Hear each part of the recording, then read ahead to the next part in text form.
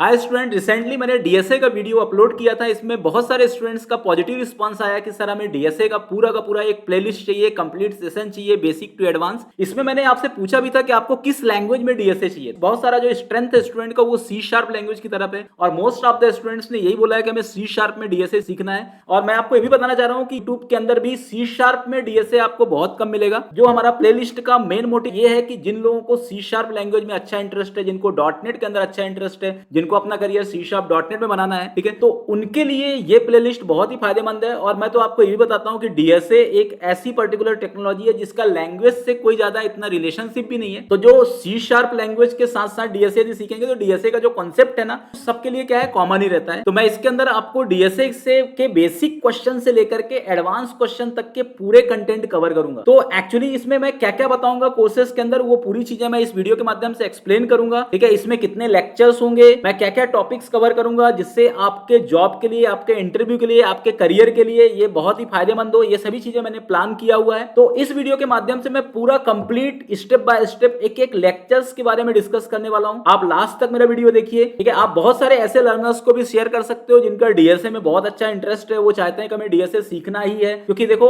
आज के डेट में यदि आपको अपना लॉजिक बिल्डिंग करना है तो डीएसए से बेटर कुछ भी नहीं है। जैसे बहुत सारे बच्चे बोलते हैं ना कि हमें लॉजिक नहीं आता, हमें एरे समझ में नहीं आता, हमें स्ट्रिंग समझ में नहीं आता, क्योंकि हम इंटरव्यू में जाते हैं तो टेक्निकल के क्वेश्चंस हमको कंपनी देती है, हम उसको सॉल्व नहीं कर पाते। ऐसा बहुत सारे बच्चों का एक्सक्यूज होता है, ऐसे बहुत सारी प्रॉब्लम्स स्टूडेंट्स को होती है। तो इस सेशन के माध्यम से मैं ये जितने भी प्रॉब्लम्स आपको हैं वो प्रॉब्लम्स में सॉल्व करने को ट्राई करूंगा और मैं लॉजिक बिल्डिंग पे स्पेशली फोकस करवाऊंगा कि आप किस तरीके से किसी भी डेटा स्ट्रक्चर के अंदर के जितने भी अलग अलग टाइप के डेटा टाइप हैं, इनको कैसे आप एक रियल टाइम प्रॉब्लम्स के साथ इंप्लीमेंट करेंगे और कैसे अलग अलग टाइप के प्रॉब्लम को सॉल्व करेंगे। वो सभी चीजें मैं प्रैक्टिकली इसमें डिस्कशन करूंगा। ठीक है, थ्योरेटिकल में ज्यादा नहीं जाऊंगा क्योंकि देखो थ्योरेटिकल सेशन इतना ज्यादा एक्टिव भी नहीं होता और इतना ज्यादा आपके लिए लर्निंग पॉइंट ऑफ व्यू से बेटर भी नहीं होता। इसलिए मेरा मोटिव यही है कि मैं आपको प्रैक्टिकल कंटेंट के अकॉर्डिंग समझाऊंगा कि किस तरीके से आप डीएसए को समझ सकते हो, किस तरीके से आप डीएसए के अंदर के डेटा टाइप को प्रैक्टिकली इंप्लीमेंट कर सकते हो। रियल टाइम एक्सप्लेनेशन में बताऊंगा कि कहां पर डीएसए के अंदर का ये डेटा टाइप यूज होता है, कहां पर कलेक्शन यूज होता है, कहां पर जेनरिक यूज होता है, कहां पे लिंक लिस्ट यूज होता है, कहां पे स्टैक यूज होता है, कहां पे क्यू यूज होता है, कहां पे ट्री यूज होता है, कहां पे ग्राफ यूज होता है, ग्राफ का रियल टाइम इंप्लीमेंटेशन क्या है। जैसे आप गूगल मैप चलाते हो तो गूगल मैप का ग्राफ इंप्लीमेंटेशन से क्या कनेक्शन है। जैसे आप ट्री के अंदर कोई भी चीज आप सर्च करते हो तो सर्चिंग का ट्री से क्या रिलेशन है, सॉर्टिंग टेक्निक का रियल टाइम एप्लीकेशन से क्या रिलेशन है। जब आप अमेजन या फ्लिपकार्ट चलाते हो तो यहां पर ये इस पर्टिकुलर एप्लीकेशन में डीएसए कहां पर यूज किया गया है। आप गूगल में जब भी कोई भी कंटेंट सर्च करते हो तो यहां पर डीएसए कहां पर अप्लाई किया गया है। क्योंकि लोग बोलते हैं कि डीएसए से प्रोजेक्ट नहीं बनते हैं, लेकिन ऐसा नहीं है। देखो, कोई सा भी जितना भी आप एप्लीकेशंस यूज करते हो पर डे बेसिस पे, आप कोई सा भी प्रोग्राम बनाते हो, आप कंप्यूटर्स के अंदर कुछ भी रन करते हो, उन सब में डीएसए, मतलब आप कंप्यूटर्स के अंदर एक छोटा सा प्रोग्राम भी रन करते हो ना तो वहां पर भी डीएसए है। बिना डीएसए के कुछ भी नहीं हो सकता। क्योंकि सबसे पहले हम एप्लीकेशन बनाने से पहले हम उसका प्रोटोटाइप डिजाइन करते हैं और प्रोटोटाइप के अंदर का जो पूरा मेमोरी मैनेजमेंट का जो पार्ट होता है वो हैंडल करता है डीएसए में हैंडल करता है। तो ये सभी डिटेल्स डिस्क्रिप्शन मैंने अपने फर्स्ट लेक्चर में दिया हुआ है, आप उस लेक्चर को देख सकते हो। उसमें मैंने बताया कि व्हाट इज डीएसए, डीएसए क्या है, डीएसए कैसे डिफाइन करेंगे। इस लेक्चर को भी देखिए। इसके अंदर मैं आपको देखो, अब मैं सेशन वाइज बताता हूं कि मैं कहां से स्टार्ट करूंगा डीएसए इन सी शार्प। देखो, इसके लिए मैं आपको ये भी बताता हूं कि आपको सी शार्प लैंग्वेज आनी चाहिए। इसलिए यदि आप डायरेक्टली आप इस वीडियो को देख रहे हैं तो मैं आपको ये भी बोलना चाह रहा हूं कि आप मेरा सी शार्प का प्लेलिस्ट एक बार देखिए। यदि आपको सी शार्प लैंग्वेज नहीं आती है तो पहले सी शार्प का प्लेलिस्ट का वीडियो देखिए और सी शार्प लैंग्वेज सीखिए, तभी आपको ये सेशन ज्यादा अच्छे समझ में आएगा। ठीक है, अदरवाइज कुछ सिंटैक्स में आपको प्रॉब्लम भी आ सकती है। तो सबसे पहले मैं स्टार्ट करूंगा introduction to data structures, what is algorithms, C sharp basic concept की डेटा टाइप क्या होते हैं। ठीक है, मेमोरी एलोकेशंस क्या होता है, डेटा टाइप का रेंज क्या होता है। ठीक है, इसके बाद अब सिंपल एक प्रोग्राम्स में पहले मैं सी शार्प को बताऊंगा। जैसे मान लो कभी कोई ऐसे यूजर्स भी हैं जो डायरेक्टली सी शार्प नहीं पढ़ा है और उनको सी शार्प इन्वायरमेंट का थोड़ा सा नॉलेज भी मैं इसमें करवाऊंगा। Basic knowledge, in depth knowledge के लिए मैंने ऑलरेडी सीरीज बना चुका हूं, आप उसको जाके देख सकते हैं। इसके बाद सबसे इंपॉर्टेंट डेटा स्ट्रक्चर का जो कंपोनेंट है या डेटा स्ट्रक्चर का डेटा टाइप है वो है एरे। तो एरे क्या होता है, व्हाट इज एरे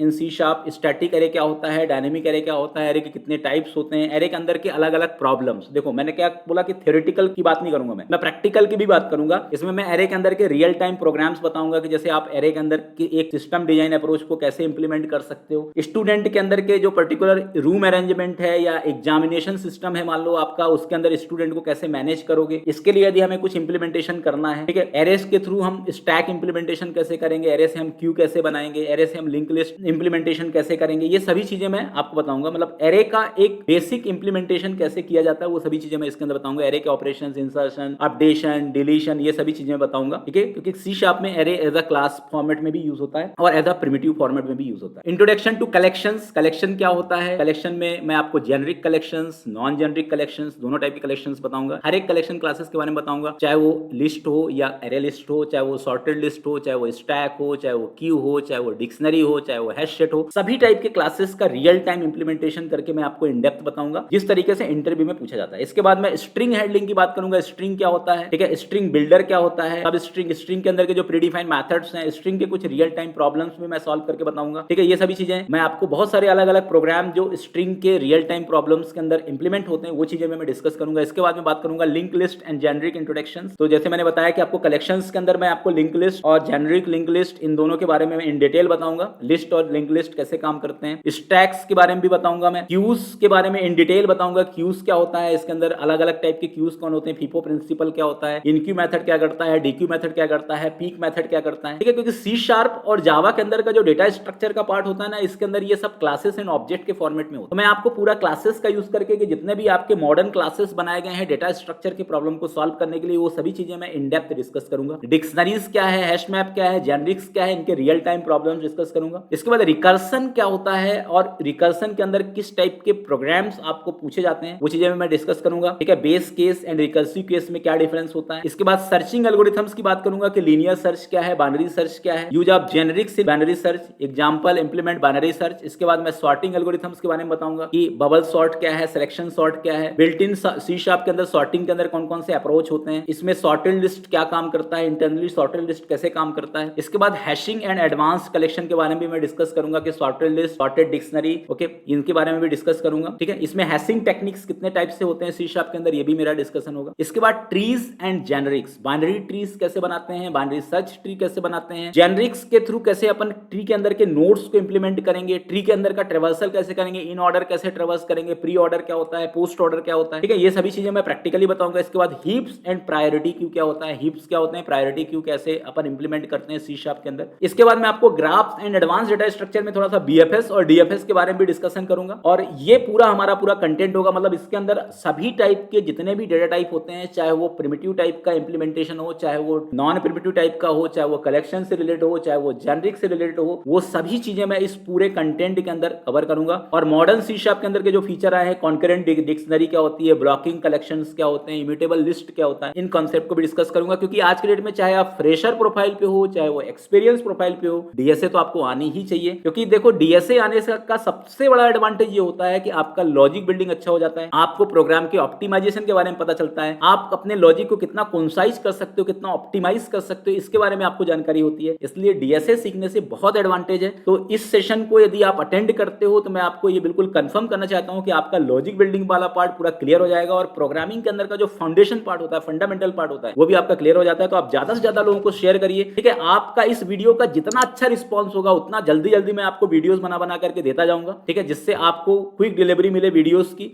ठीक है, और मेरा भी इंटरेस्ट इसमें बढ़े। Thank you.